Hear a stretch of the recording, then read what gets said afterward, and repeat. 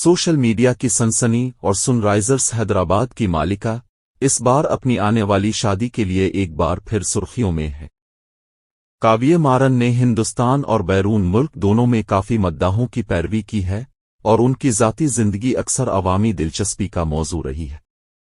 اس سے قبل بروک اور رشبھ پنت جیسے کرکٹ سٹارز سے جڑے ہوئے کاویہ کا نام کئی اعلیٰ شخصیات کے ساتھ جڑا رہا ہے۔ ابھی کچھ دن پہلے کاویہ اور رشبھ پنت کی تصاویر آن لائن منظر عام پر آئیں، جس سے افواہوں کو ہوا دی گئی کہ پنت کے اروش روتیلا سے بریک اپ کے بعد دونوں کے تعلقات میں ہیں۔ ان کی ممکنہ شادی کے بارے میں قیاس آرائیاں عروج پر تھیں، لیکن آخر کار ان افواہوں کو رد کر دیا گیا۔